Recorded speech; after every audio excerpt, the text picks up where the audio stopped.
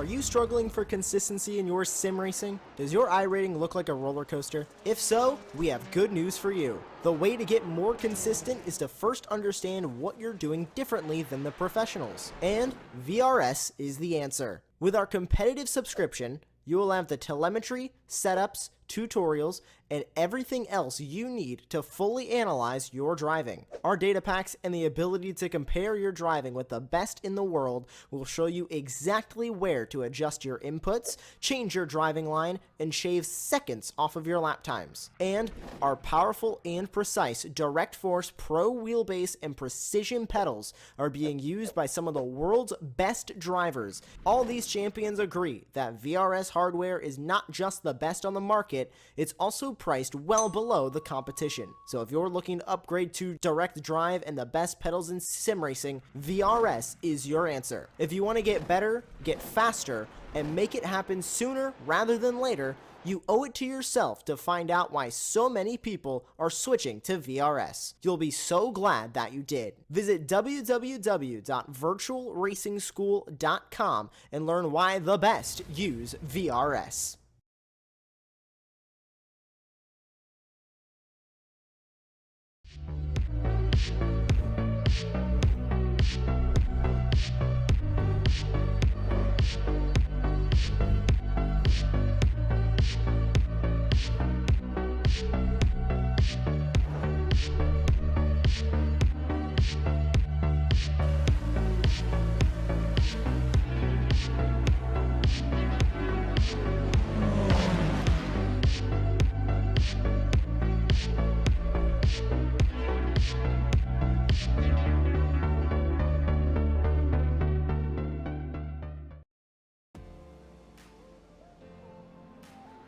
Hello and welcome to round 2 of season 1 in the Apex Racing Academy Formula 4 Championship live on Apex Racing TV. My name is Sam Fitzpatrick, alongside me is Austin Knight, and John Robertson is bringing you this broadcast. We're here at Donington Park, the Grand Prix layout for this second meeting of the season.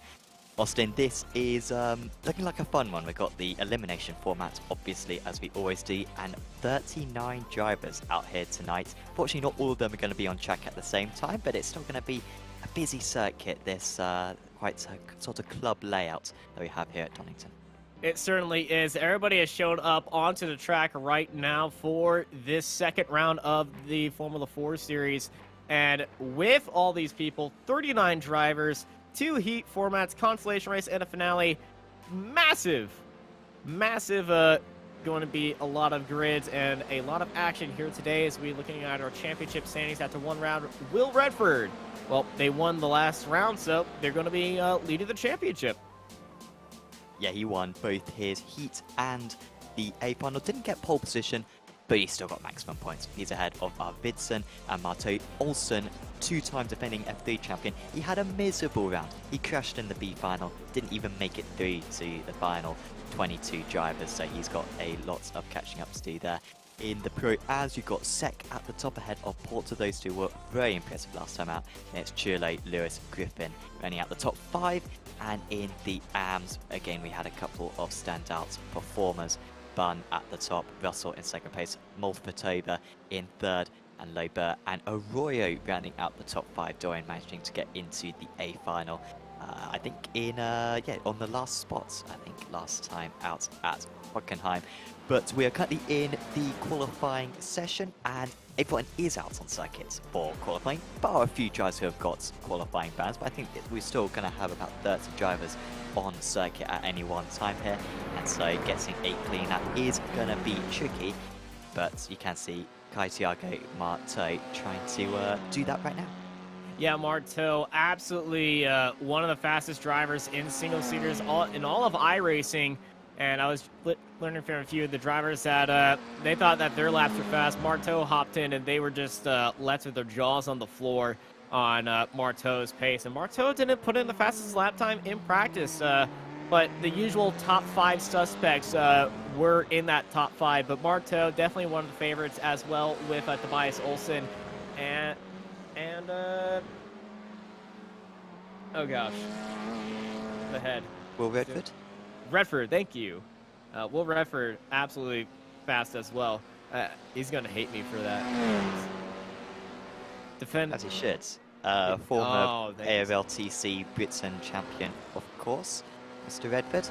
Real life driver as well. Olsen, though, currently at the top of the standings, 200, so a second clear of Redford. However, there may still be improvements going round. So they head through the crane curves and into the old hairpin. Such a fun circuit this in the F4 cars as more times get pushed up. As you can see, Olsen off the circuit there, lost a bunch of time and will pick up a 1x anyway, as that timing board on the left continues to populate.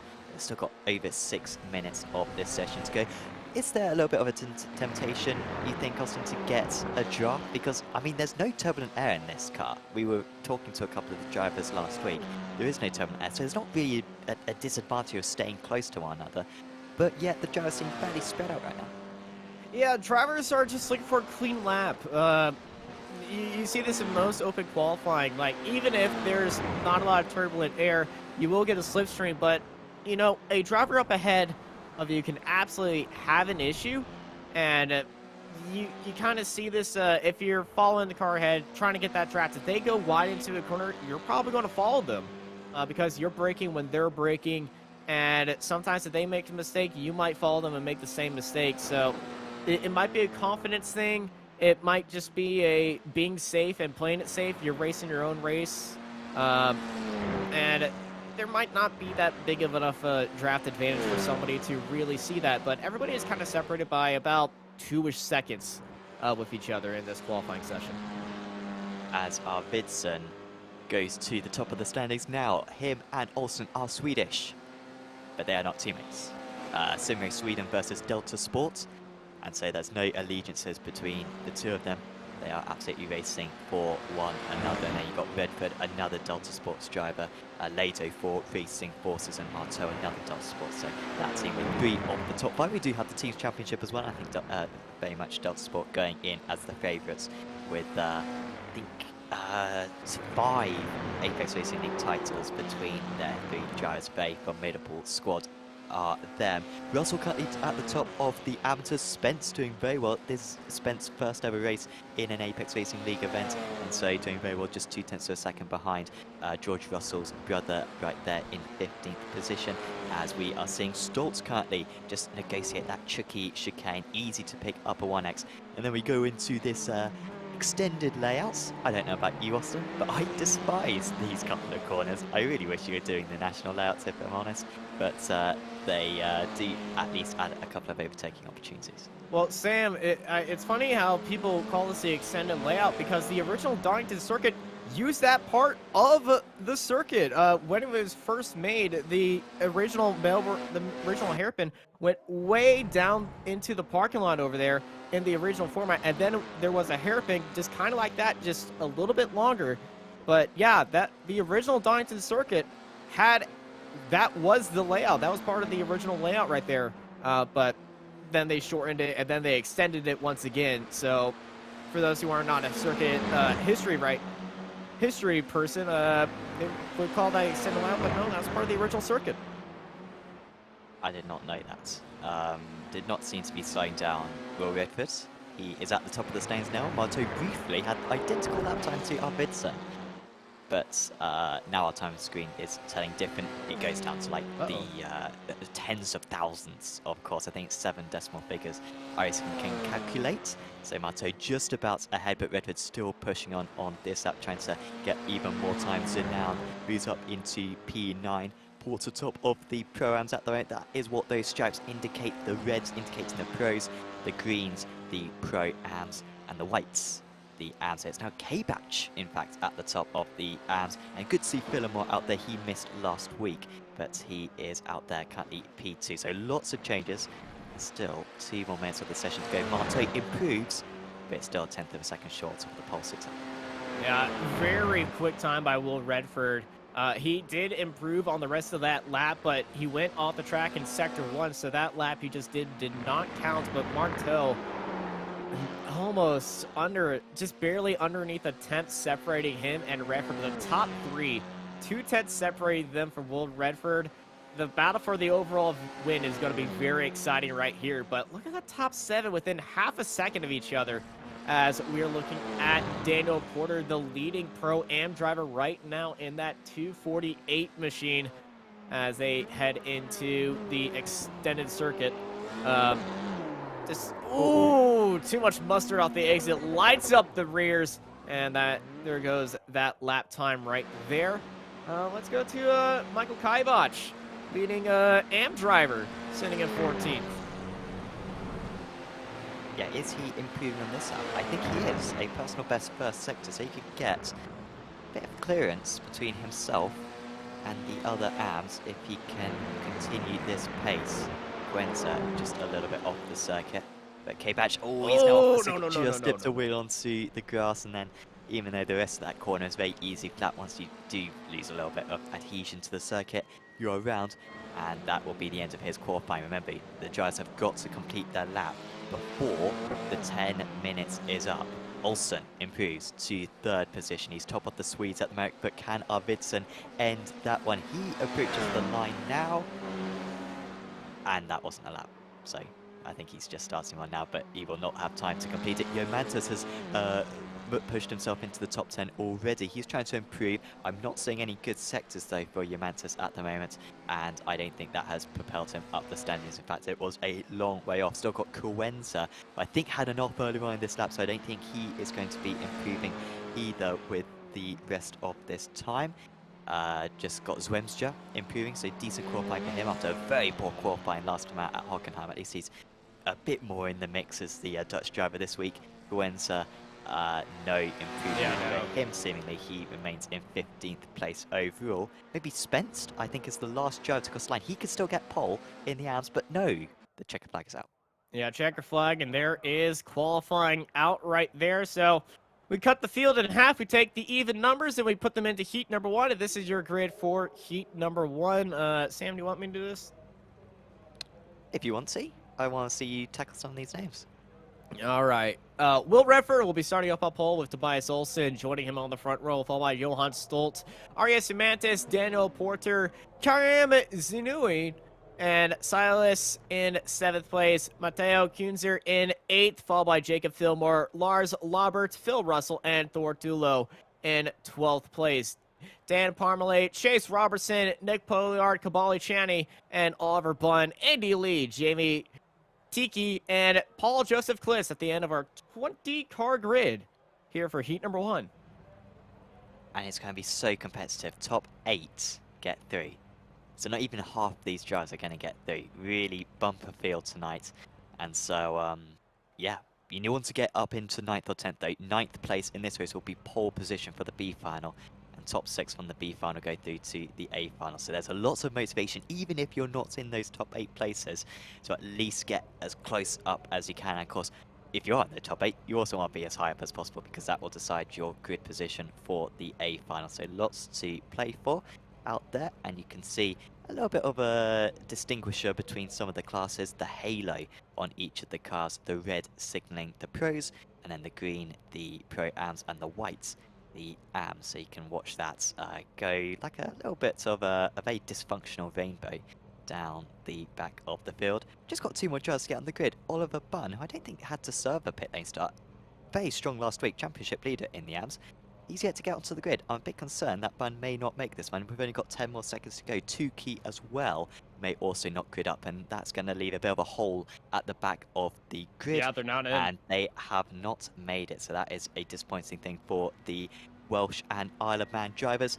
We were about to get underway then for meeting number 2 of the season here from Donington, and away we launch. It's a fantastic start for Redford. He's straight away clear of Olsen, who also got a good start. Poor start though for Stoltz because he has already dropped behind Yomantis, unless he can go back up the inside into turn 1. Yomantis maybe left himself a little bit vulnerable. Stoltz is sliding on the corner exit, and he is not able to retake that 3rd position. Behind him, very few changes down the field, but we could see a few more heading into the old hairpin as we've got side-by-side action there with Porter trying to make life even worse for the 1-2-8 driver of Stoltz. They're super close to one another coming out of that one as the top 3 pull away. Yeah, it's a massive backup right there. We see the number 4, Mateo, just trying to find his way through the rest of the field right there. We got a car around in the grass on the outside. That's Lars Laubert in the gravel right there. Is down to the inside. Here goes Mateo making the move on Silas right there. Now he's onto the back of Jacob Filber right now. And Kunzer in that transfer position in that Pro-Am and in the P8 right in the drafts as they head up into the S's as he's trying to chase down Fillmore. Redford Olsen out in the lead on their own right now. His teammate on teammate, the Delta Sport pairing of 1-2 right now. I don't believe they're going to be putting a lot of pressure in on each other. Here comes Kunzer down to the inside of Fillmore. Sends it in to the amateur driver for 7th place, but here comes Fillmore off the exit, went a little bit wider on the line. He's going to have the speed, looking down to the inside, heading into Goddard's. They're side by side, and Kunzer beat him on the brakes right there to stay ahead as they complete the first lap here at Donington Park. How close the 2 Delta Sports cars are. Olsen's got some confidence to be quite that close, but remember, no turbulent air really in these cars at all, and so he should be able to really hug the back of that rear wing for the entire race. Stolt will be pleased that he didn't lose more than 1 position with the assaults that he was under from some of the Pro-Am drivers just behind, and the drivers starting to spread out now. Zinaldo could get past Porter, perhaps. He is looking very quick at the moment, is that driver. I've also got Craig Rolich just outside the space at the moment. Robertson slightly off the circuit. He has got away without too many issues. Unfortunately, all the drivers running. Bunn and Tukey did eventually take to the start, but both, I think Tukey had a pit lane start. I will check if Bunn had, but well, at least they are both racing and they can come back in this race, as we can see a battle between the teammates.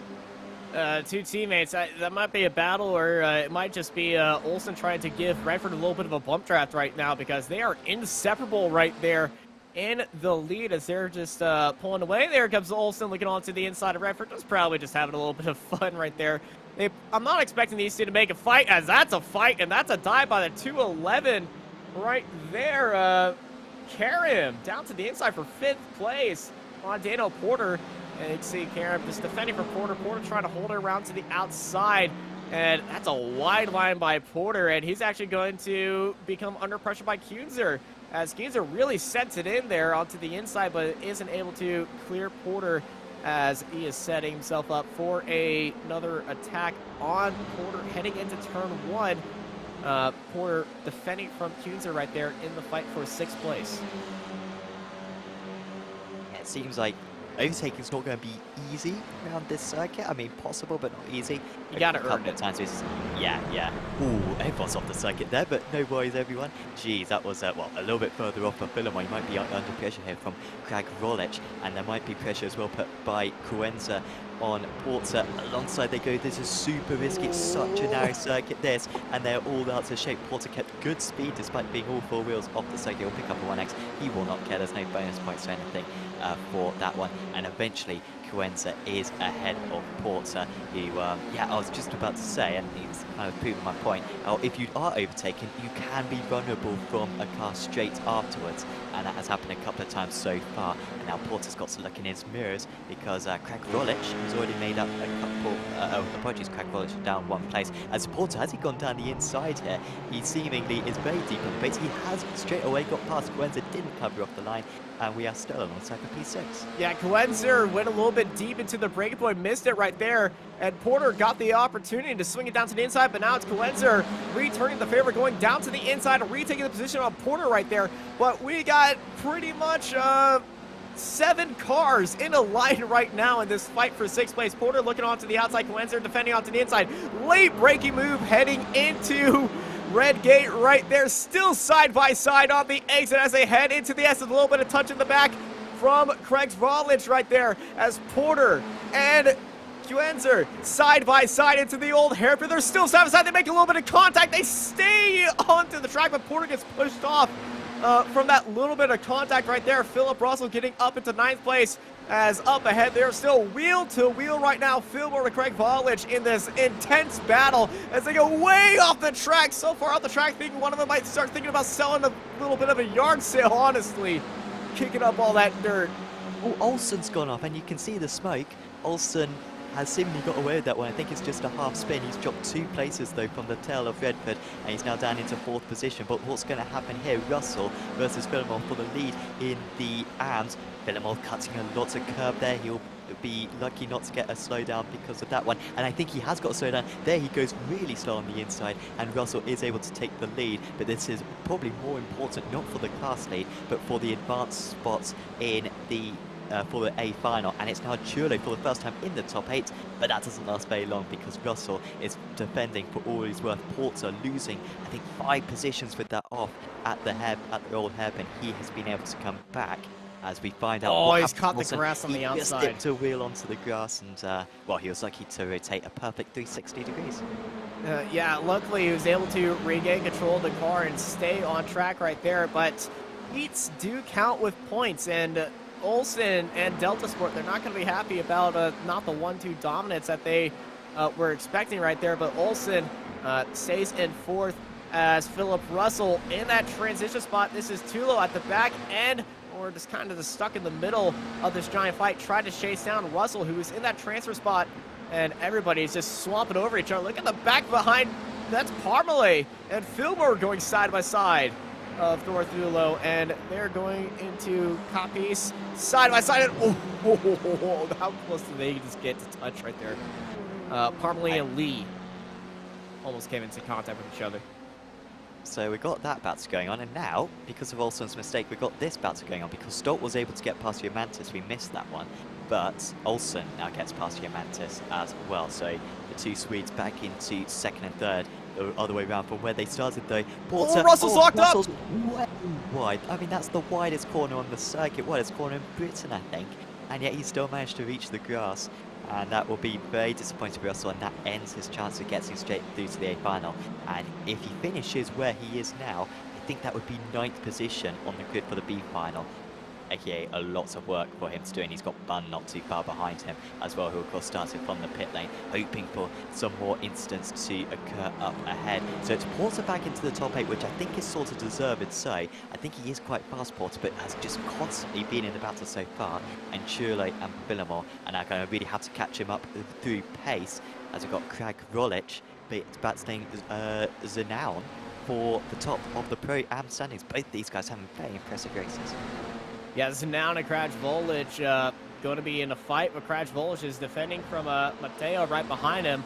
as Zanow's way ahead of him because remember, Zanow and Crash Volage and Kuhns here been in that fight this entire time as we got Tobias also looking down to the inside, heading into this. It's a big dive through there, and I think he's got to slow down. He went really deep in the second part. He might be serving a slowdown. Definitely got an X for that move. And now Olsen's going to have to defend by Stolt. Stolt diving it down to the inside of Olsen to retake his second place, but Olsen getting all the way out onto the curve, using all the track right there, getting into the draft. Are we going to see Olsen returning the favor, heading into the final corner? Yes, we are. Down to the inside goes Olsen, but he has to cut the grass. The door was closed on Olsen. Olsen still makes the move by on the grass right there, but he has Stolt on his inside as they race down into turn 1. 1 minute to go, and some might say the final lap of the race of heat number 1, still side by side heading into turn 2 as Olsen holds it around to the outside to keep second place. Well, these cars are faster off track than they are on track. Olsen was way off the circuit right there. Most of his car, maybe even all of his car was off the circuit at one point, and yet he carried good speed through the hairpin and eventually able to make the move stick. Yamantes fancying his chances against Stoltz as well. But these guys got to make sure as well that they don't have an instant. Olsen, of course, crashing when he went for a move in the B-final last week. He does not want the same thing to happen again. Chulo seems to be out of it then, and these three, so Porter catching back up to Coenza, and so Craig Rolich had a problem in all that because he was close to Zanow, of course, and now he has dropped into the clutches of Porter, who fancies his chances. But again, guys, is it worth the overtake when this is just for, I think, 15th or 17th on the grid for the A final? It certainly seems to be more than that for these Jazz, and a couple of points as well. Of course, seemingly was all neat and tidy through the chicane. I don't think anyone is close enough for a move, but Will Redford, well, he got the job done in qualifying pole position, and it's going to be 3 wins out of 3 for him so far this season. Great start for him, and he crosses the line to win here at Donington. Olsen and Stolt will round out the podium. Zanow will be top of the Pro-Ams. What has happened to Villamore right at the end? Villamore has dropped down to 14th position. I think he had a spin on the last lap. Behind them, Porter wasn't able to beat Craig Rolich, and Chile misses out on the A final, but will crucially be on pole for the B final. Yeah, that was a big mistake by Fillmore. I think he did get into the grass when in a fight, but I don't think it was in contention for that transfer spot. Philip Russell, oh, that big lockup heading into the Melbourne hairpin. That really hurt his race. He recovered back to 10th place, but Will Redford continues that perfect season. 3 out of 3 wins. Heat wins, overall wins, and adds another Heat victory to his collection right there. But the one that scores most of the points is going to be the one for the final. It's a Delta Sport 1-2, how they started the race, but that was not the story for Tobias Olsen, who had that mistake. He fell down to 4th and was able to carve his way back into 2nd place to make it a Delta Sport 1-2 here at the end of Heat number 1. Yeah, and I won't go through the results, we pretty much know them, but look at that color coordination. Top 4 pros, and then next 5 AMs, and then the final lots AMs. Brilliant work from the admins after a horror show at Hockenheim when it was like a fruit salad out there. Marteau is on pole position for Heat 2 ahead of Arvidsson, Lado, Schnabel, Sek, Zwemstra, K-Batch, Spence, Molotova, Lewis, Griffin, Boberg in 12th. There's Arroyo, Walsh, Jose Arroyo, Dorian, the one ahead. Pedro Suarez, watch out for him. Pro driver starting from the back. Nielsen, Wong in his debut, and Abbott running out the 19 cars. So it's slightly easier, you could argue, to get into the A final from here, but I'm sure it won't be for the drivers. So Marteau from the pole position, then Heat 2 of the evening is about to launch. Everyone bar 3 are onto the grid. The rest will start from the pit lane. Marteau versus Arvidsson heading into turn 1, and the green flag is out. Arvidsson immediately trying to cover off P3. That's not who he needs to cover off though, because it's Schnabel, who is absolutely storming through from 4th place on the grid, but he wasn't able to quite get past Arvidsson. He'll be pleased to get P2 after a poor start, as we have got Spence off the circuit in his debut. That is not how he wanted to start his Apex Racing League career. So Schnabel ahead of Lado, couple of places going for others. Zwemstra down 5 places. Wasn't a great qualifying game for Zwemstra, and he's left himself a lot to do. That was an awful launch off the line for him. Yeah, a horrible start off the line, but fantastic start by Schnabel to jump up almost a challenge for second place, but he's under pressure right there, heading through McLean's. They go side by side headed to copies, and Schnabel falls down to fifth place actually. He's got to slow down and almost gets collected by Molfatova right there. As Molfatova goes around the outside, had to check up right there. It's a massively confusing start as Lewis gets past Molfatova. The Welsh driver just making up spots here at the start as they head the first time into the S's. And you see everybody taking different lines. One car just diving across the track. I think that was Royal. Here's Molfatova looking down to the inside. Side by side they go onto the entry. Molfatova very late on the brakes. Down to the inside of the mailboard. Hairpin, and she's able to get it. But here comes Lewis off the exit right now. Side by side they go in the battle for 6th place. Heading into Goddard's. And here comes Lewis down to the inside. And Molfatova get the space right there. Molfatova actually under pressure by Griffin right there in that fight for 7th right there. Thiago Marteau off into the lead, 7/10. He had a little bit of an off track off the exit of Nolines. Arvidsson and Lado, your top 3. As this is our fight for, I believe, 10th place as Schnabel is down into 10th. After that fantastic start on the line, he's had a horrible rest of that first lap. I think he must have cut the old hairpin and then got a slowdown, and we know how penalising these slowdowns can be on lap 1. So he'll be kicking himself because it was such a good launch. I mean, we both exclaimed when Schnabel was storming around the outside and nearly took P2. And now we've got 3 pros in the advancing spots, and we've got 3 pros outside of the advancing spots. Watch out for Suarez. He'll be catching up to these guys very quickly as we've got a couple of Alcantech cars alongside. Let's battle the guys ahead, not each other, and I think that was a wise move there from Schnabel to lift out of that one, and actually they will be chatting to one another as that's this a race late goes dive. on. They can work together, everyone avoiding a slowdown through the chicane. Are there going to be any dives into the hairpin when you've got a long train like that? Molfatova looking Everyone out. is inevitably going to be braking a little bit early. Still, the Alcantech cars do seem to be battling one another, and it is compromising them a little bit. Schnabel, I think, he's going to be able to get ahead here. Swemstra very cautious on the inside. And Schnabel up into P9, but he's still got to do more in order to get to the A-final. Schnabel went very deep around the outside, and he was able to... He actually made that work by giving him the better track position, going around the outside and off the exit to get up the speed and able to pass his teammate of Swemstra. And now Schnabel down to the inside of Griffin and into that transfer spot of 8th place. His next target is Molfatova, who's in that fight with Lewis right there. But Swemstra, he needs to follow his teammate, and they need to get another driver right there. Is right behind him, or side by side, heading into the old hairpin. The 204 Ricker Bobber diving out to the inside and able to get Griffin right there. That was a very big gaggle of cars. This is Molfatova going around to the outside and out to the inside of McLean. Side by side they go. Lewis is using all the track and able to hold it around to the outside of Molfatova. Molfatova under pressure by Schnabel. Schnabel diving down to the inside right there. Molfatova leaving the space, and Schnabel jumping up into 7th place. And now Molfatova under pressure by Swemstra. Kevin Swemstra onto the gearbox, looking down to the inside of Molfatova. Side by side, they're going to go side by side, 2 rows deep, heading into the S's. Molfatova spins on the braking, and she makes contact with Swemstra. And there we got 3 cars around in the S's.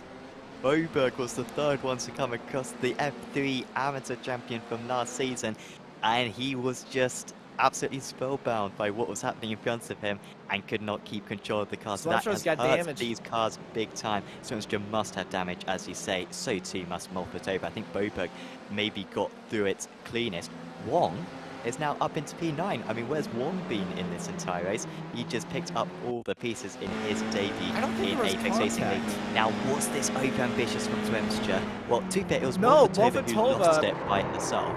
And then Swemstra tries to avoid it, and then Boberg just absolutely wiping out. And it was actually only with Boberg that the contact was made, so Boberg ended up the worst. But has Swemstra had to come into the pit? Gosh! No, he stayed out there, and we're now got Spence round. That's Walsh around, and Walsh has got a destroyed car, the wing bouncing around, and Spence is also involved. So Spence and Walsh having an incident. So Molfatova and Swemstra, they're not completely out of this race because there's chaos happening up and down the field. But that incident was started by Sarah, I believe. The back end of the car rotating around, was it because she was braking on the serrated curbs, or the back end might have just locked up just a little bit by having the brake bias just a little bit too far? Data people will be able to look at that, but Oh, that is a disastrous start for Zwemstra. And Zwemstra with that broken wing, and he's got a slowdown penalty now, and he's letting Sorias by. And Soros up into 12th place. A absolute chaotic start for Kevin Zwemstra. And the Alcatech curse, it still is alive. It's a different car, but, you know, they had a disastrous ending few races at the end of the Apex Racing Academy Formula 3 Super Series, and it seems like it's carrying over. Yes, yeah, so far that does seem to have been the case. You could argue, though, Sergio kind of put himself into the wars out there. Poor qualifying. Well, it wasn't too bad at qualifying, too bad. I think it was P12, but certainly a poor first lap for him picking up that slowdown. Yeah, it was the slowdown that really hurt him. His qualifying was P8 actually, to be fair. P8. So wasn't that bad. I've still got memories of Hockenheim where I think he was down like P20 or something. So much improved there. But yeah, basically that slowdown puts him in the mix and could not do much about that incident. He is still trundling around there, but clearly compromised. Suarez is battling Molfatova. Suarez could still get into the top 8, I think, from here. We've only got 3 minutes to go, but especially if Griffin and Wong start battling, then he could have a chance, but he has to pass Molfatova straight away. Remember, Suarez started from the pit lane. So, and K-Batch is off the circuit, so from the lead in the arms, and that is a crucial mistake there for Michael K-Batch, and he will be out of the advancing spots. Rejoining the track right in front of Arroyo. Dorian Arroyo able to get up into 9th place, but this is what happened to Michael. As Michael heading into the S's, and oh, the car just snap oversteers mid-corner on him, and is off into the gravel. And I feel like there's a shake of the head, making sure he's rejoining in clear air, but falls out of the opportunity to transfer right there. We've still got 2 minutes and 10 seconds remaining here at Donington Park, so I believe about 2 laps remaining here right now. And Wong will be delighted with that one. Well, apologies, no, I thought Wong just got overtaken by Griffin, but no, they are just close to one another, I think, at the moment. Jackie Wong has had a great race, up 10 spots. The only driver to be more than, the only driver to have more than 5 overtakes. Wong has 10 overtakes today. What a round by Wong so far. Yeah, first overtime in Apex Racing League, so he is very welcome if he can continue these performances.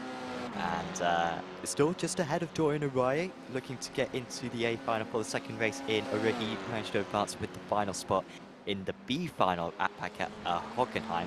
They're looking to get done in the heats this time, but he is a bit too far back. He is actually losing time as well, and he's under pressure from K-Batch and Molfatova and Suarez. So I think that's going to be the battle to watch with a lap to go for those crucial spots, or those crucial grid positions in the B final, as Martey still out in the lead, and these guys are coming very close, and I feel like they're going to throw caution to the wind in this final lap.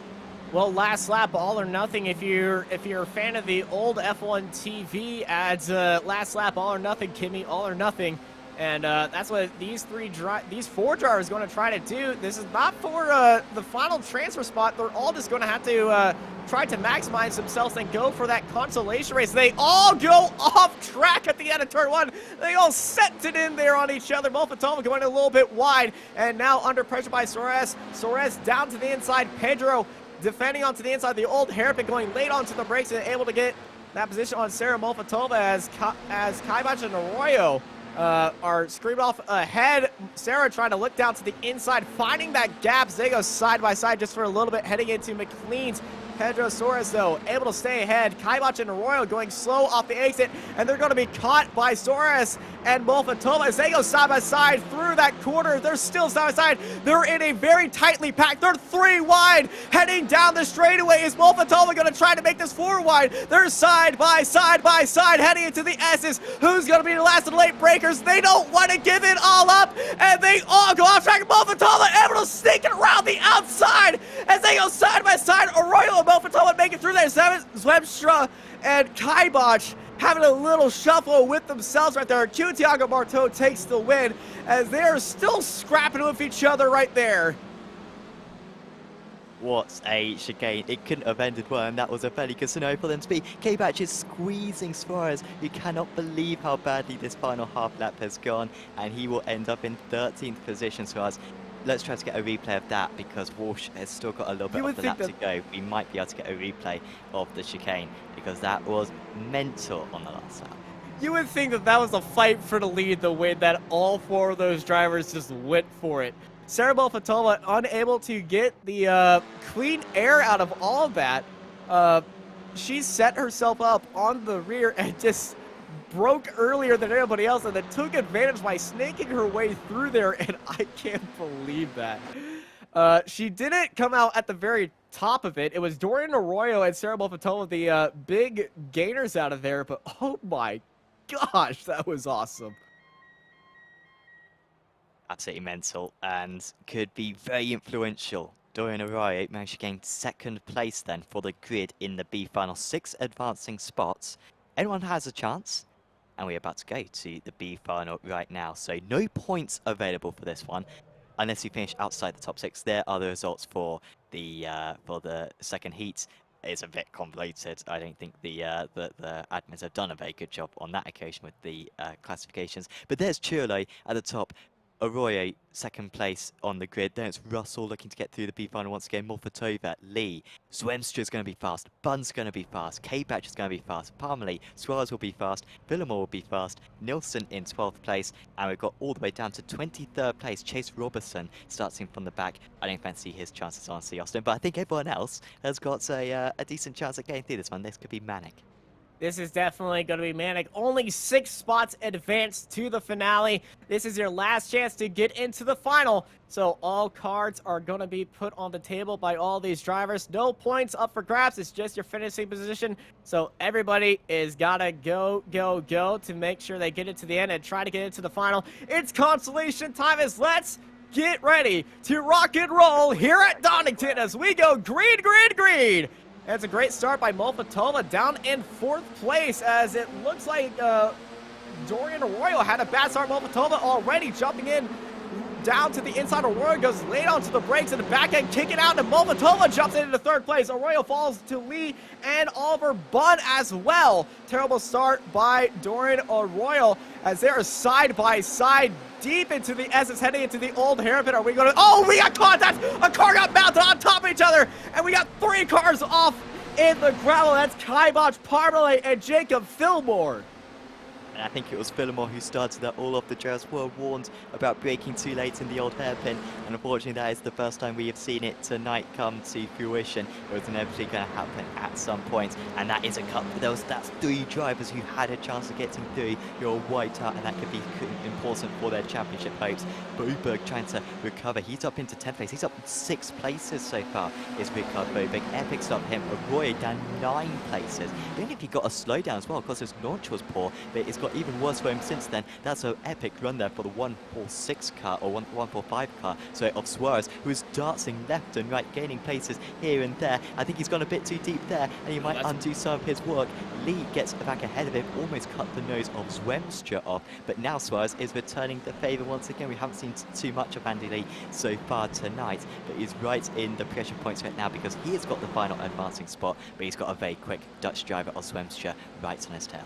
Yeah, the 2 pros needing to get through the grid right there as Molfatova under pressure by Oliver Bunn. Bunn going down to the inside, but breaks earlier. Molfatova able to hold it around the outside and defend from Bunn. And is that Tulo off in front of him? And now the front 4 are all packed in with each other. This is great news if you're Zemstra or Suarez, as the top 4 are all tightly packed together heading into the old hairpin. And everybody else behind him is trying to chase them down. I see Molfatova. She's always trying to increase her position. She was looking around the outside right there. There's Zemstra looking down to the inside of Andy Lee.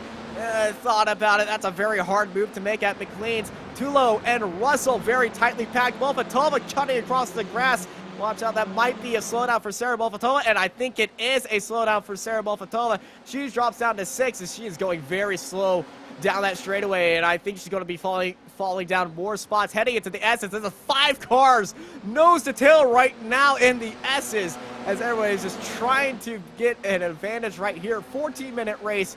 than the regular heat races right there.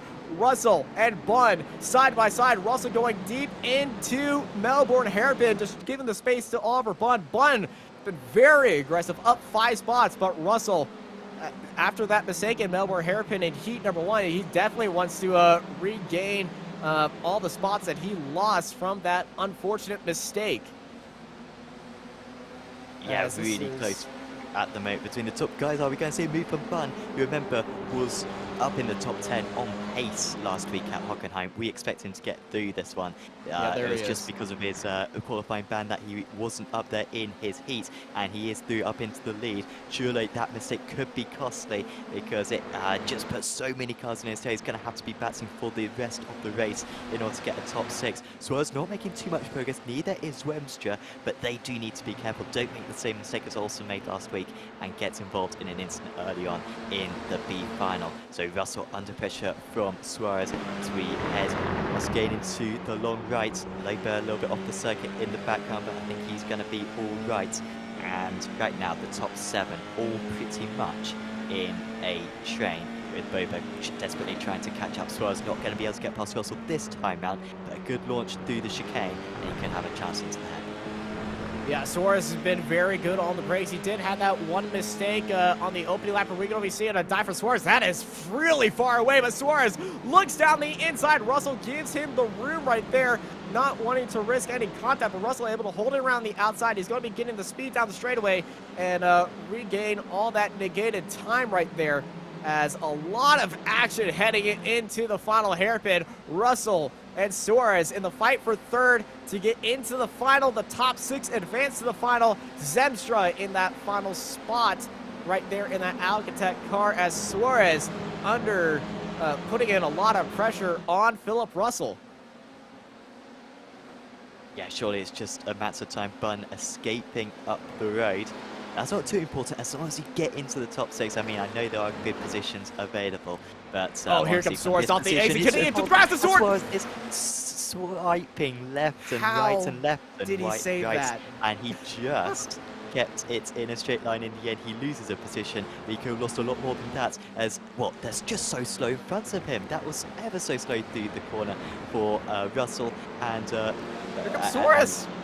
Yeah, Suarez is now going to be upper position potentially after all of this one. And look how close now the drivers are behind Nielsen. Boberg can see them inside. Mulfatova could still get through. Russell escaping off into P2, but Chile has got a lot of cars behind him. Are we going to see that dive once again from Suarez? It was profitable for him 1 lap ago against Russell. He didn't end up keeping the position. They're 3 wide in the back. Oh my gosh, Boberg. He had an epic run through the chicane. He was miles back from these guys, but he might just gain 2 places and might even get into the top 6 and the advancing spots. Bober with a very big dive. Mulfatova wanted to join in on the dive bomb party on Nielsen as well, but the top 9 are in a massive trade right here. Oliver Bunn leading it out. Let's get a replay of this move by Suarez, or this save by Suarez, going a little bit wide in the old hairpin, and just all 4 wheels counter steer, just keeping the car alive. But the save is not the impressive part. After that, he was able to keep that space and actually regain a spot from that mistake. This is insane. We got a slow car up ahead. I believe that car is a lap down. That is a 316 of Jay Walsh. It is Jay Walsh. Suarez loses a spot to Andy Lee at the old hairpin. Lee was able to make that move right there. Boberg up 10 spots, sitting in 6th place. And Philip Russell feeling a lot of pressure from Thortulo, as Oliver Bunn pulling away from the rest of the field. Yeah, Bunn's in a different league to these guys. Wemstra's struggling so much. Wemstra just lost a position. He went wide at the old hairpin. Surely he's got damage. Kevin's a terrific driver, and he was quick in his heat as well, quick in qualifying, but is really struggling right now outside the advancing spots. But there is going to be so much more action. We're only halfway through this. I mean, this is like barely a sprint race. Like, sure, oh no, that's going to be contact, and that's going to be contact between third, fourth, and fifth. It was missed time from Suarez. He's gone for a couple of times, and that's Boberg. I think that's a sympathy spin for the 2nd time this evening. Boberg spinning crucially, and now we've got the 369 of Lee. He's spinning across. Is he going to make contact with anyone else? They have to try to avoid him. They weren't able to avoid him. I think that was Nielsen damaging his front wing. Lee was the one who collided, or one of the drivers who collided with the ambitious move earlier on, and now has to return back to the pits. And Tulo's Chulo's loose. now by. That's the second mistake, and Zwemstra from outside the top 6 is up into the top 3. What have the last 5 corners been? This field was so tightly packed together, and it's like everybody just had an incident at the same time. It all started with Petrosaurus right here and missing a breaking point into the Melbourne hairpin. That's a very ambitious dive. They make wheel-to-wheel contact. 3 cars involved at the Melbourne hairpin. Rickard Ballberg, oh, he was collected right there, side-swiped off the exit, spins the car around.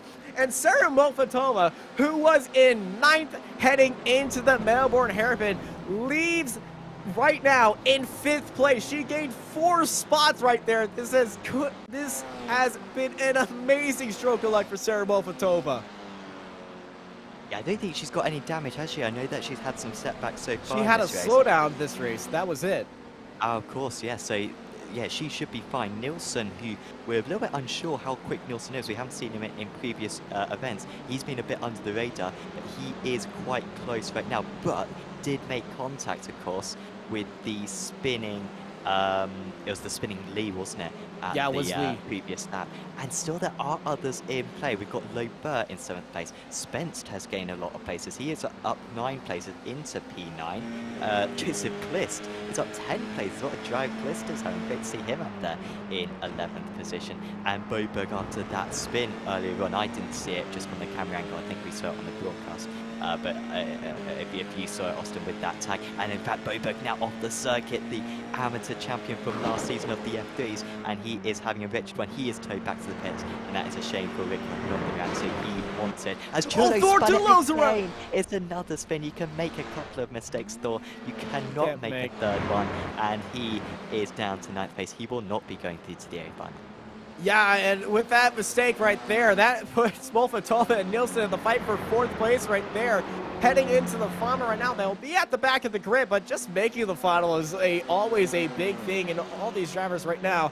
I think they're kind of safe. They can pretty much take it easy, or if they want to just chill right there, they could take it easy. This is what happened to Tool, all on his own, cuts the inside. Oh, the car just goes around on him right there, and around goes Tulo, and you can't tell how close he was to being T-boned by everybody else.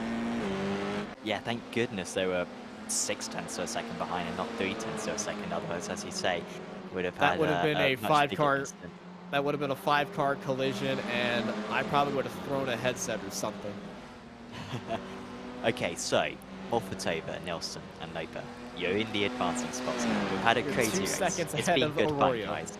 Now let's just calm this down. If you're from the perspective of these guys, just stay in line.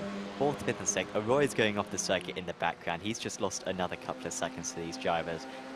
Let's just not pick up any more 1x's, guys, and we should be all right to get to the A final. But judging by how this race has gone so far, I wouldn't rule out a couple more changes. I don't think anybody in this field has any bit of chill.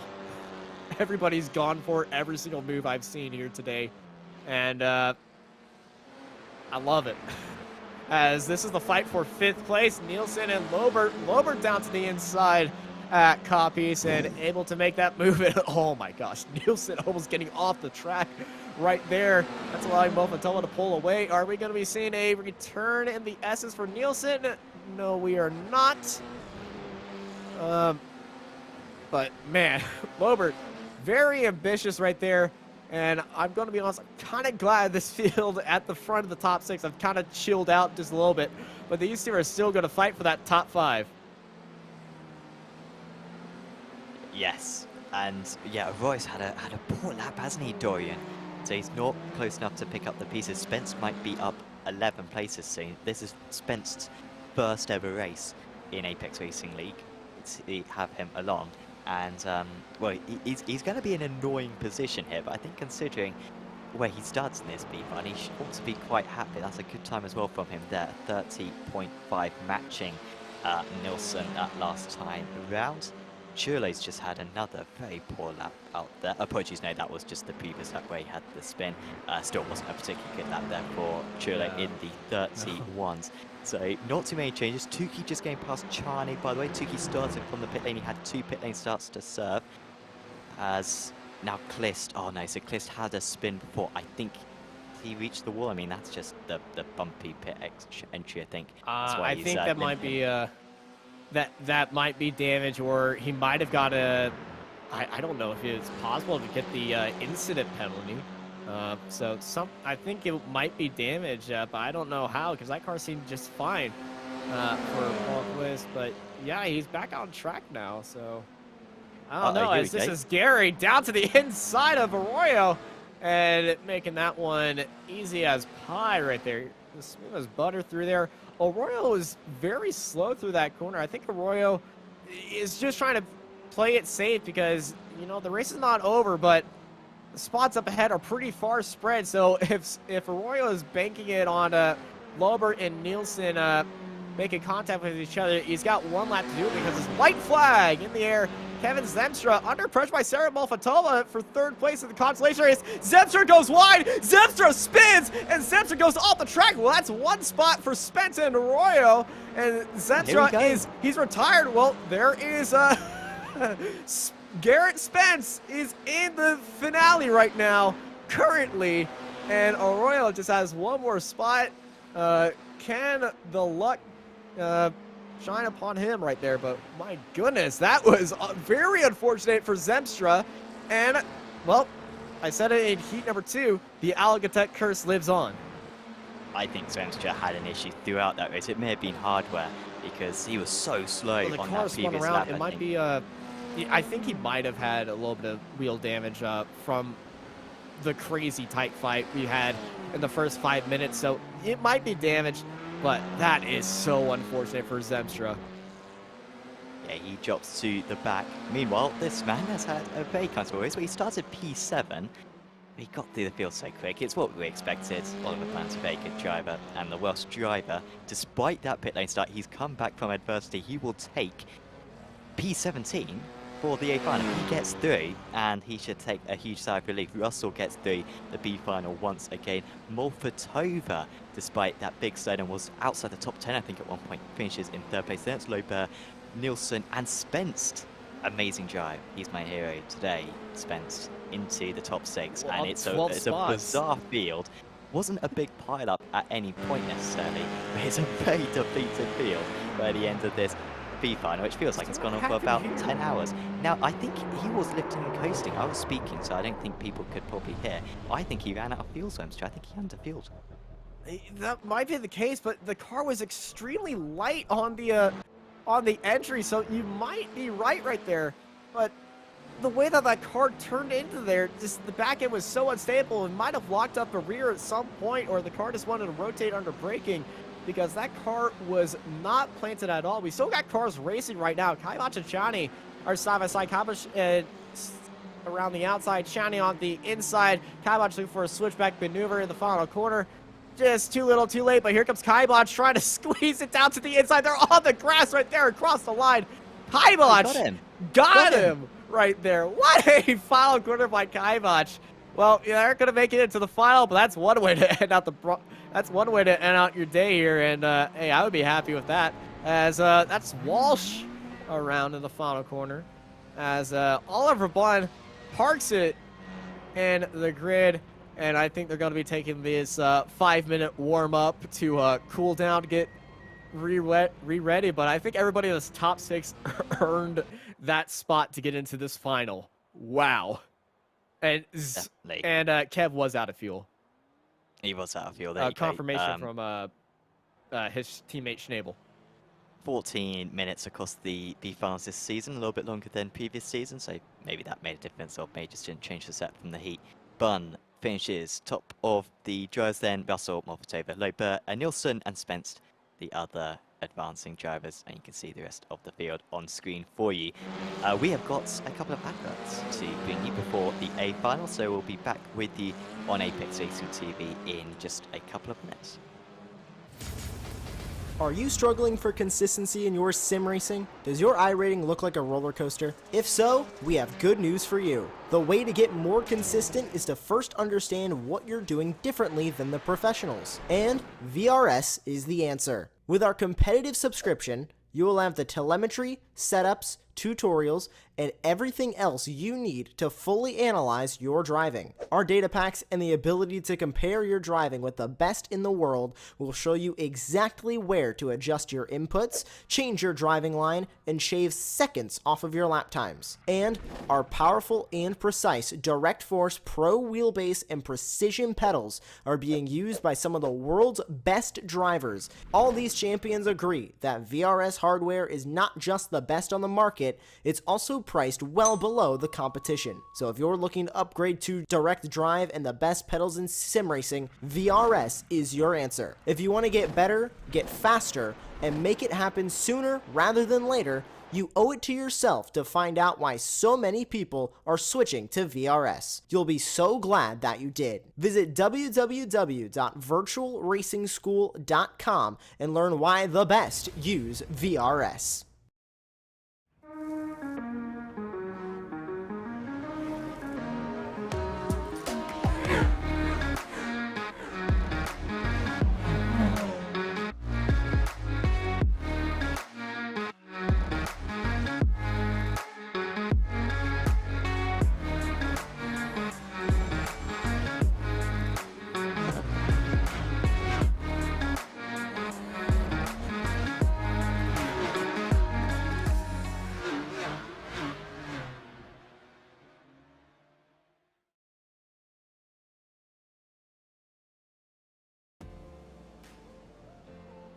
Welcome back to the Apex Racing Academy Formula 4 Championship. Round 2 at Donington. We've just seen one of the best 14-minute races I've ever seen in the B-final. Craziness going on. And we've just got one more race to come up then this evening. The A-final is where the big points are available. Not everyone is eligible, just the top 8 drivers from each heat and the top 6 drivers from the B-final take place in this final 22-car race. Austin, I mean, I just hope we see more of the same from the B-final. Honestly, you could show that to anybody else, and they would think that the way that everyone was driving was the finale, because they were all just driving hard on each other. And hey, there was 23 cars last time. Well, hey, we're going to do it again. 22 cars for the final. And I am so excited for this. Gonna be absolutely mental. There you can see the grid. We've got another 30 seconds of gridding. Redford, Marte, Olsen, Arvidsson, Stoltz, Lado, and Yomantis there, your pros. And then we've got Sek and Zenown. Those two were very impressive in their heats. Schnabel lines up in 10th place. Watch out for him. He could be gaining a few places from back there. Cuenza, Lewis, Craig, Rolich, Griffin, Portser running out the top 15. And then you've got the top of the AMs. Wong, Bun, Russell, Molpatova, Lober, Nielsen, and Spence. After that crazy race before, Molpatova and Kay probably going to be quite tired after that 40-minute race. We've got to go for another 18 minutes, though, for the final race here at Donington. It is Redford on pole position alongside his teammate Marte. What's going to happen? Final time this evening. The green flag waves, and it's a very even start for the top 3. Poor starts, if anything, for Arvidsson. Lado getting past Stoltz straight away. I think Arvidsson will be happy to stay into P4, and he has been able to accomplish that.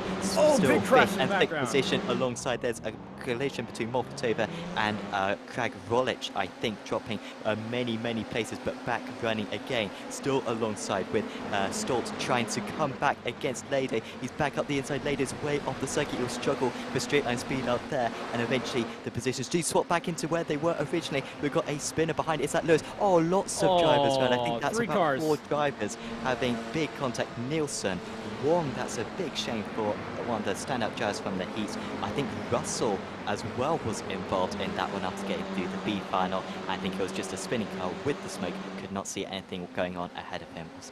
It was kind of blinded with that smoke screen, as you said, but it's a Delta Sport 1-2-3 heading into the S's at the end of the first lap, and it's a very calm lap for the top 6, I would say. Everyone else, though, has had pretty much chaos right there. Daniel Porter and Oliver Bunn are up 6 and 7 spots, as I think that's Porter in the background with a big dive is off at the front of this fight at the Melbourne hairpin. They're 2 wide. They're going to go 3 wide into the corner as they're 2 by 2 into the final corner.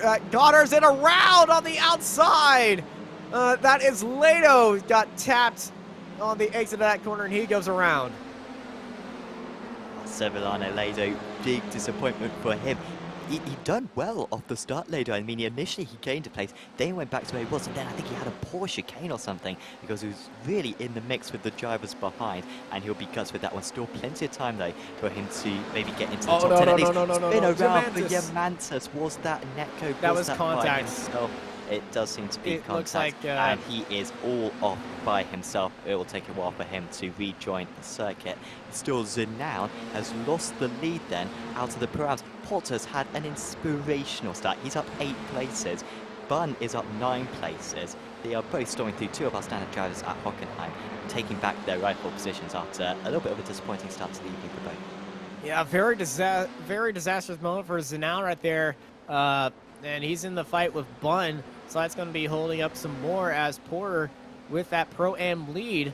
Well, he's going to be giving him a little bit more, but Oliver Bunn really outclassing everybody in the AMs. Some might say he might be moved up to Pro-Am because of this performance. As this Perhaps is Marteau on his teammate. I'm not expecting these top 3 teammates, teammates to be fighting with each other. Currently, right there, we saw what happened with Olsen and Redford in heat number 1. And that's Molfatola spun around in the mailboard hairpin. So Molfatova had an issue at turn 1, I think. But then with everything going on, she actually gained quite a few places. Zenown's in the pit lane then. Did he pick up contacts? I think Zenown picking up contact. Although, no, actually, yeah, he made contact with Yamantis. He made contact with Yamantis, and I think that might have knocked something out of alignment, but his car was driving fine, but Zenown probably, yeah, he's picked up that faster pair right there, and he's rejoined the track at 17th, as this is Marteau on Redford and Olsen, the Delta Sport team, getting some great advert time in there as they are doing some nice nose-to-tail driving right now as a team. Reminder as well that Arvidsson and Stoltz are teammates. So we've got the top 3 teammates, 4th and 5th are also teammates. Schnabel, unfortunately, hasn't got any Alcantech drivers even in the final. Yeah, no, Craig Volich is in the final, but he didn't even take the start. Yeah, everybody, all of his teammates have been having an issue. I don't know if that is the curse or just a little bit of an issue. But the last 5 times I've been broadcasting that had Alcantech drivers, they've all been having issues. I think I might be the problem. I don't know if they owe me money or something, but Oh, Bunn's just got past Porter, sorry to interrupt, but Bunn has just got past Porter, so the Welsh driver up into 7th place. He started from the pits in his heat. Amazing stuff from Bunn. Also change of position from Stoltz and Arvidsson. It was either a slowdown. I don't think it was a slowdown. I think it was a change of position, but they kind of messed up the exchange, as often happens when you have to move offline, and Stoltz lost a little bit more time to the top 3. So I think still Delta Sports are looking very good out in the lead. But there's Bunn ahead of Porter, already seemingly pulling away. Might even be able to catch up to Schnabel by the end of this race, and we will get a replay of what happened to Molfatova off the line. So I think this was her colliding with Craig Vrolich, I believe. Oh no, was it Craig Vrolich who hit her from behind? It might be. It was off the exit of the hairpin. It might be a little bit contact from behind, maybe a little bit too much mustard off the exit. You know, only these 2 drivers will have the answer to that one. It was late burst, sorry. So Craig Vrolich was involved in something else, or just didn't take the start. A little bit confused about that one. But yeah, that was a shame for Molfatova, albeit it was contact later on, or it was a spin later on in the race, which really spelled the end of her event. Spence up ahead of Lado. Spence is doing so well. He's P2 out of the AMs, and after a disappointing heat, he's been storming through and up ahead of a Prin, albeit Lado's going very slowly out there. Contact earlier on at the final hairpin. Wonder if he's getting some damage. Molfatova is still going out there, to be fair, and she is now ahead of Zenown. He was up in the top 10 at the start, so they started up in P9 to the thermal shock racing driver, but is lapping very slowly out there, 10 seconds off the pace that last lap. Got some damage. Yeah, there was damage right there, and this is absolute crazy as 1, 2, and 3 are still the Delta Sport team, as they just can't be separated at all, as well, they're just pulling away from Stolt and Iverson right behind them. But I think they might be given the right to fight each other right there, as Marteau looks down to the inside, and you know, they start separating just a little bit, but I feel like they just want utter dominance right there. And then the final 8 minutes of this race might get a little bit crazy, but I see Olsen weaving in the background. He might be getting a little bit bored, and it might get a little bit hot feet right there. Just a reminder of the credentials of these three drivers: Redford, Apex Racing League Touring Car Britain champion; Marteau, two-time Apex Racing Academy Formula 3 Super Series champion; Olsen, two-time Apex Racing Academy Formula 3 Super Series champion. They have won 4 out of 6 of the F3 championships, which are pretty much the only single-seater championships we've done, along with the Formula V Series as well, to be fair. But they're very good, these three, and probably the first for the championship. And so if they don't fight for one with one another, that would be a strange precedent to set for the rest of the season if it comes down to qualifying, because I think they will be battling out. But yeah, just need to pull out that gap, because Stolten and Arvidsson are not dropping time to these guys, but they aren't catching up either. So as long as they get to like the last 5 minutes, they should have a big enough gap to push.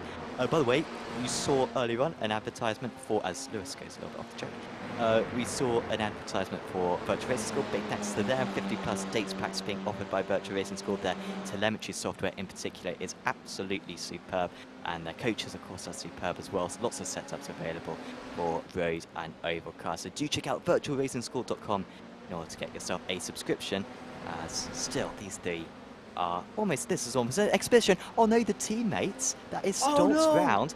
I think that was by himself. I sure hope it was by himself. Yeah, I believe it will be by himself. I think his teammate might. Yeah, Stolt was the leading one, and I think Stolt just took a little bit too much curb off the exit, and we just saw the tail end. Yeah, the car was rotating through that corner, and that is a spin. I think we saw something like that in the heat earlier in the Consolation race. A nearly identical spin. Johan Stolt. Oh, that's an unfortunate thing, especially for the Sim Race Sweden boys. Yeah, leads Arvidsson by himself. Arvidsson lost 7/10 because of that. Well, 7/10 to the leaders. I'm not sure what Appy would have put in otherwise. Well, I'm looking at this actually. Wait, 8/10 of a second he lost in that sector. So really put him off the back of the top three. We'll really need to hope that the teammates pass each other quite early on in this race. Porter's staying with Bun, by the way. There's not too many battles going out on circuit. Now that Stoltz has been set back, he is on the tail of Sek. So I think that is going to be a move we're going to see soon. Sek under the radar so far. So, very impressively up there in P8 as a Pro-Am driver. Yeah, that is absolutely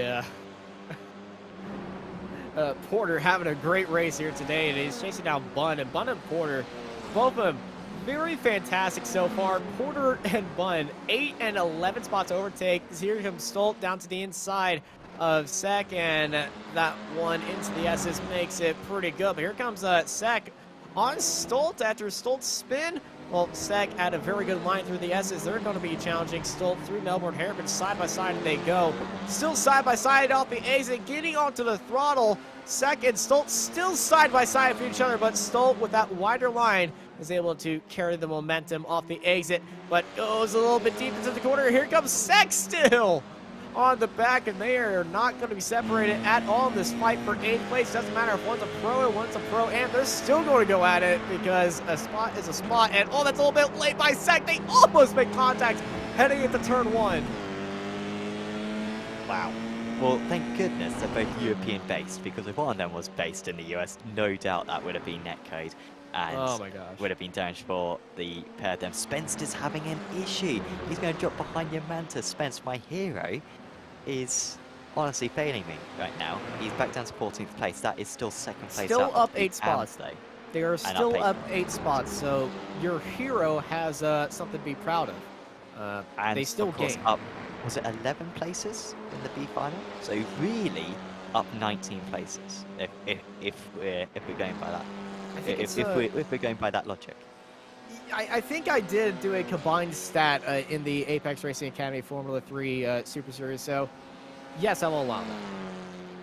excellent stuff. Even though Well, I'm he's just got- standing in here, but yeah, that combined overtakes, Spence has been on a roll. Yeah. But combined overtakes would have to go to Oliver Bunn, though, because they had a pit lane start, I believe, in the consolation race. And now they're For the up heat 11. race, yeah. And now they're up 11 spots. So Yeah, you can make the argument that Bunn started basically second to last at the start of this evening. So 38, and he's now in 6th across like the heats and then the B-final. that is just and then the insane A-final. pace. That's A insane. little bit of a gap pace. now, isn't there, between the top two? Marte needs to get a hurry on here. Was it a bad sector? Oh yeah, he messed up sector 4 on the last lap. He lost 3.5 tenths, did Marte, so that is why a gap has been A formed. little bit of a walk As up. Lado is getting back past Lewis. So Lado's found some pace again. He had contact on that one. I thought that was damage for him, but he is going very quickly now. Yeah, Lado able to carry on. I think Martel might have. I think Olsen might have got a little bit of pressure on Martel and forced a little bit of mistake. They might have gone side by side, but I am not sure what's going on right there. But here is sector by sector between Olsen and Martel. They're still keeping formation. They aren't fully separated. They were able to regain that time they lost to their teammate, but still separated by half a second. But Redford, current advantage, but hey, 5 minutes to go. And they're 5 seconds ahead of their nearest rival, so I think the gloves might be coming off very soon for these Delta Sport trio. Good effort there from Marte. Fastest lap of the race to try to close that gap back down.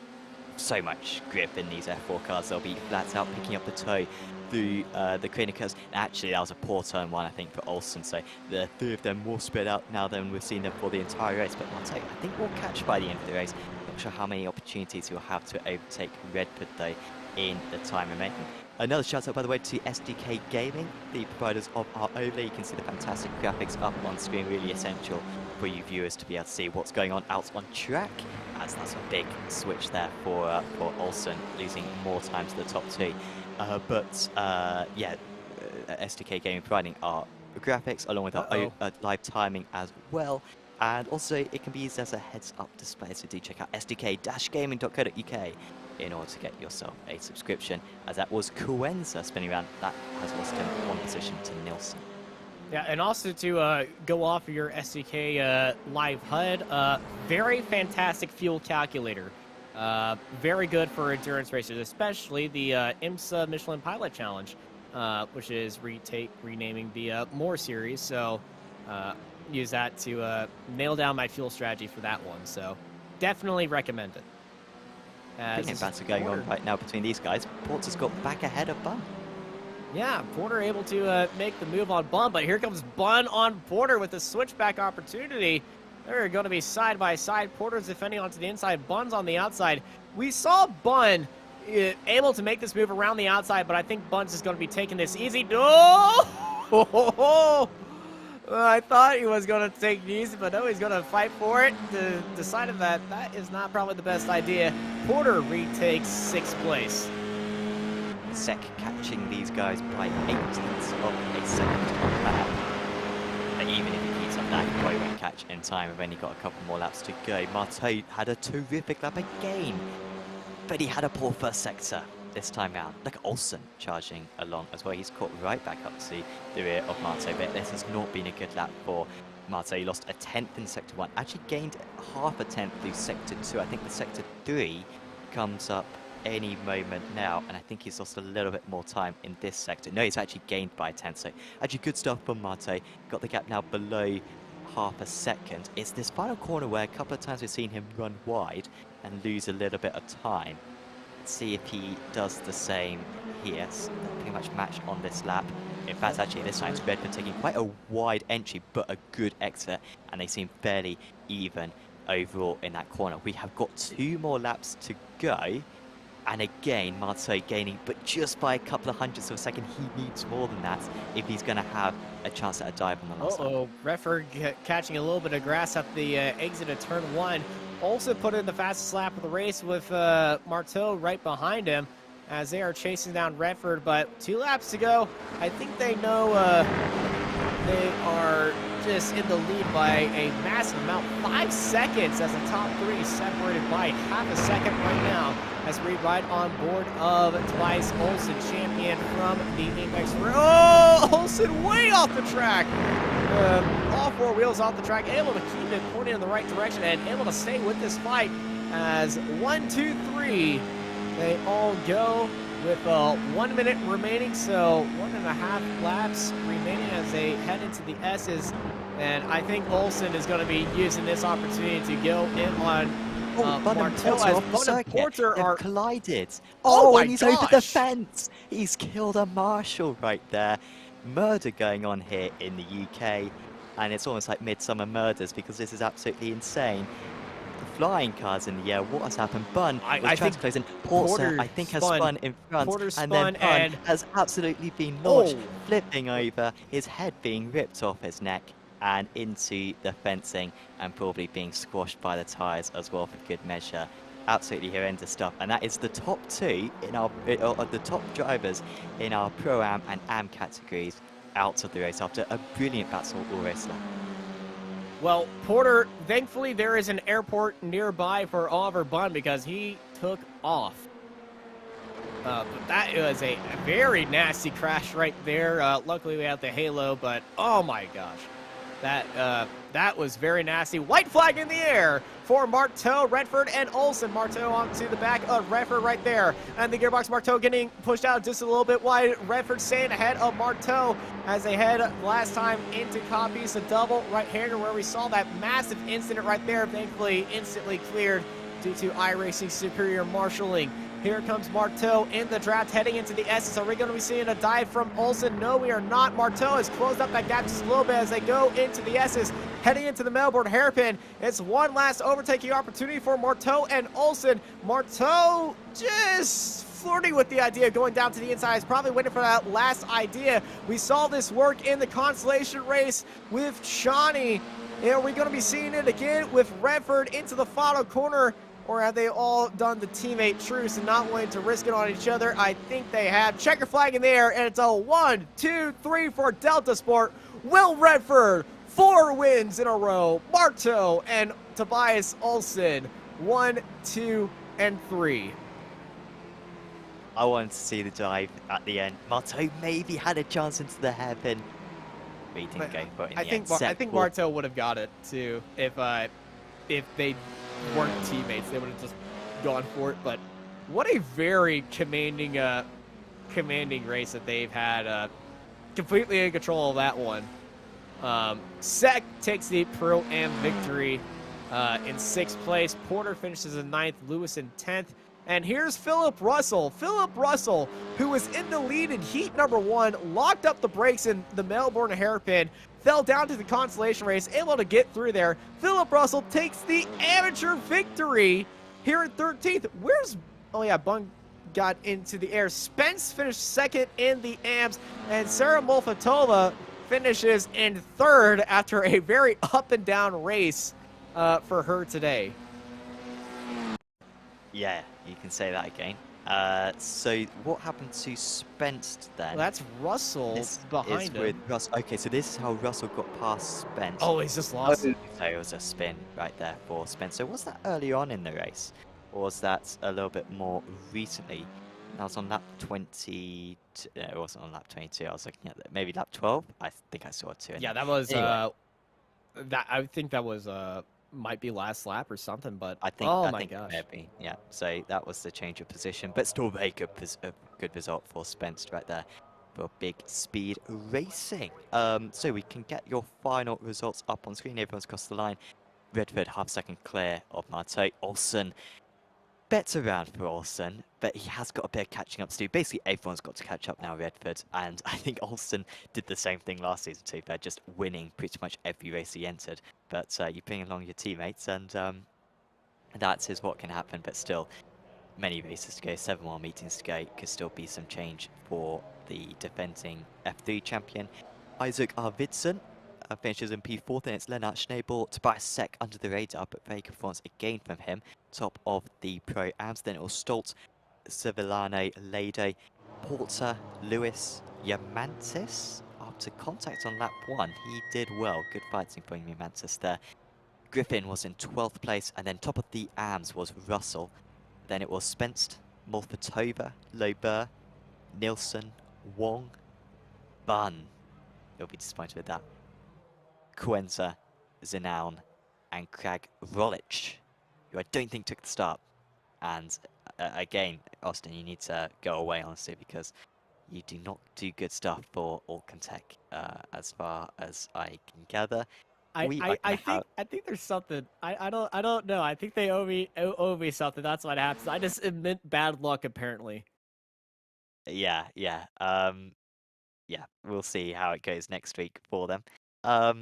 Final shout out, by the way, to Apex Racing Academy. Apex Racing Academy offering setups for this car, along with like the Indy car.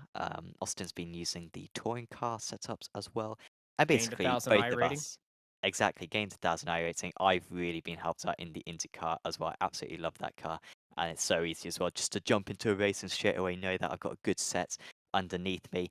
And yeah, of course, these F4 cars are covered, rallycross cars as well. So much done by Apex Racing Academy, and they're also doing the new Mercedes GT4 and GT3s as well. Good to see that one being announced. So yeah, big thanks to Apex Racing Academy for also providing some prizes and a free 1-month subscription to anyone who signs up to this series. So I'm sure probably like half the drivers in this series have Apex Racing Academy setups put on. So big thanks to those guys. ApexRacingAC.com is where you can find out more information. Let's get some interviews with drivers now. And who have we got in at the moment? So I Yeah, we got the think top 3 in first there. up, I will drag in Mr. Will Redford, who joins us now in the commentary box. It's now 4 wins out of 4 for Will so far this season. But you were made to push for it by your teammates tonight, Will. Race 1 to Pius all over the back of you. Race 2, Kai Tiago behind you. What was the agreement like with you guys? Were you free to race, or was there a little bit of choreographing, at least for parts of those 2 races? Obviously, it's hard when you're racing your teammates, especially when you go side by side, because you might normally be a bit more aggressive, but you don't want to do that to your teammate because like the number one rule is don't take out your teammate. Obviously, we were all in a Discord together, so in that final race, we sort of had an agreement that we would pull away and then fight each other at the end. But it sort of just turned into a Delta Sport train, and we didn't end up fighting. But that's what it is sometimes. So it was a great effort from everyone, and I'm happy to come away with a 1-2-3. Absolutely, really good result for you guys. It seemed like off both race starts, you got pretty much the perfect start. I mean, it really was the perfect evening for yourself. I mean, not sure about the fastest laps, but pole position, both race starts, you nailed. Surely there was quite a lot of pressure there on both of them, having your teammates alongside you. You knew if you lost that race lead, your chances of winning would be, cut significantly. So was there a little bit of nervousness on the grid? Obviously, yeah, I do have my teammates beside me, but it's not something you think about. It's just like any other race start. I mean, the way I do it is I preload my clutch and then just let go of the brake when the light goes out. But my teammates are there, and there's definitely pressure because we're all running exactly the same speed. If one of us is in front, you're going to find it hard to catch back up again. But yeah, at the end of the day, it's just any other race start. We head into the new season next week. What's your plans on iRacing over the next season 3 on the service? Are you going to be doing some more official races in this F4 car, or have you got other eyes on other series? I don't have a plan necessarily. I just sort of race whatever seems fun during the week. So whether it's F4 or Skip Barber or maybe TCR, depends what it is. But I'll be racing in a variety of things over each week. So I'm looking forward to it. I've just remembered you beating me by about 2 minutes, I think, at Belle Isle in the Skip Barber. So yeah, bad memories of that one made me feel very slow on that occasion. Is there anyone you'd like to give shout out to? Yeah, of course. Shout out to you guys for doing a broadcast as always, and shout out to my teammates, Tiago Marta and Tobias Olsen for their brilliant efforts tonight. And a big thanks to Delta Sport for having me on the team. Awesome. Well, thanks for joining us, Will, and see you back next week. Thank you. Will Redford there. Apologies, we don't have a race next week. Got a week off. Watkins Glen 6 hours, but you'll have a race the week after. We've got a lot of choices, Austin. Who would you like to chat with? Okay, so we had the pro class winner. Let's talk to the pro am class winner, Tobias Sack. I believe I see them right there. So yeah, let's bring Tobias in there. Tobias, how was that race for you? Evening. I guess pretty fun. I would say I got really lucky. 2 laps before the end of the race, seeing cars flying in front of me was a delightful sight for me. Unfortunately, not for those guys involved, but you gotta take what you get. Well, Tobias, with you taking what you get, you took the victory in the pro am class. How are you feeling after that? And how was driving around Donington? At first, I would say intimidating. It feels like a track that isn't very forgiving on you making mistakes. The margin of error is really slim. And since I'm only coming up on about 5 hours spent in the seat of that car, I still approach it with a lot of respect. But after a while, it got really fun. I really like the combination out of having downforce, but also a car that thrives on momentum. So that was a lot of fun. Well, it's always great to have a lot of fun around there, and a class win is always something to be proud about. Before I let you go, well, enjoy the week off, unless you're racing in the 6 hours of the Glen. Anybody you want to thank? Obviously, everybody involved with the Apex Racing League, thanks for putting everything together, and the Snail Racing community with Annie and Larry, who took me in when I started my sim racing journey last year and helped me figure everything out, get started, and yeah, get to enjoy the hobby. Well, I know the Snail Racing community, and they're going to be very happy with that one. Congrats on a very fantastic class victory, and we'll see you next time. Take care, and thank you. Who do we have a chat with? Oh, do I have a chat with him? Because it always goes wrong. Well, who are the others? Is there anyone else obvious? No, I've got to check him up. Philip Russell joins us in the commentary box now. Philip, can you hear us?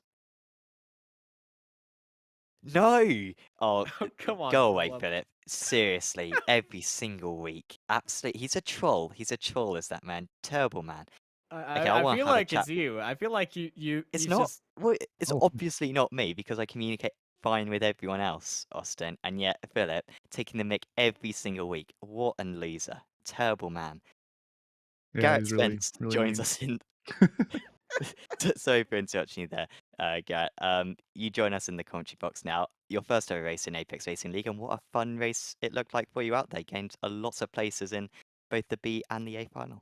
Yeah, I mean, it was really frustrating at first. You know how it can happen in races, but ultimately just try to have fun, try to drive consistently, and try to put on a good show and get some fun overtakes done. A couple points, you know, it seemed like the Red Seas were split before me as people were going off right and left. But other times had some really close battles, and I was kicking myself that I cooked it in a turn 1 on that last lap, because I thought it was going to be a really fun last lap. You know, I didn't exactly have high hopes for a P1, but still had a lot of fun and really did better than I had expected. I'm not sure what how much experience you got in league format racing, but have you ever raced in like an elimination formats like this? Because it's quite different to just doing like a 30-minute straight race, having all chunked down into 4 different events. Yeah, I mean, my teammate and I were doing quick maths on fuel based on the timings and what we were doing. But no, the closest thing that I ever did that was ski racing growing up. You know, if you make the cutoff or not on the flip. But, you know, that was 15 years ago. So, no, it was brand new format for me. I really enjoyed it. And it's really fun being in the heats with, you know, 1 or 2 in that heat and that big spread of talent. And so you can really compare yourself to those ahead of you as well as behind you. It's good to hear that you enjoyed it out there, Garrett. Is there anyone you'd like to give a shout out to? The team for Big Speed. They're a good group of guys, and then our sponsor Chopski for helping us out and helping get us into stuff like this. Great. Well, thanks for having a chat with us, Garrett, and best Thank of you. luck for the rest of the season. Thanks. Garrett Spence there, P2 in the amateurs in the end tonight. I think that pretty much brings us to an end, Austin. If Austin is still with us, he has got his mic muted, so I may just have to. I No, did it no, again. Austin? Yes.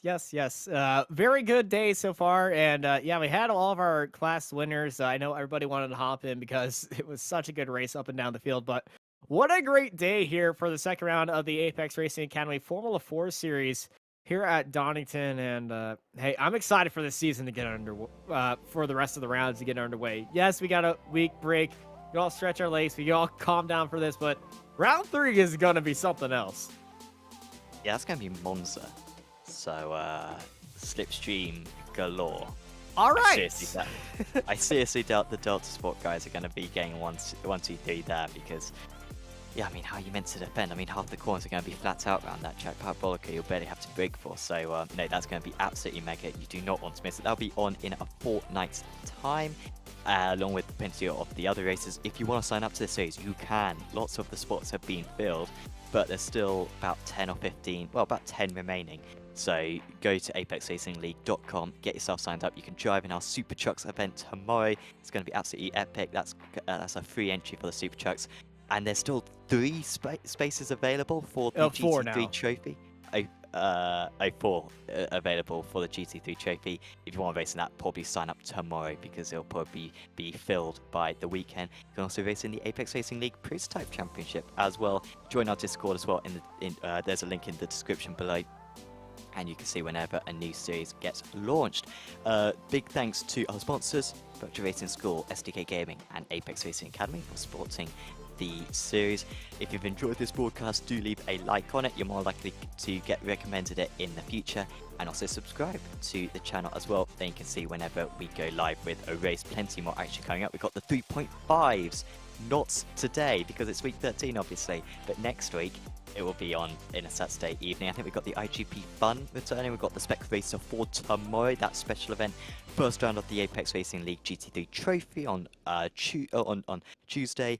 Prototypes next Friday. Loads of other stuff as well for Europeans and North American racers. So do subscribe to the channel to witness all of that.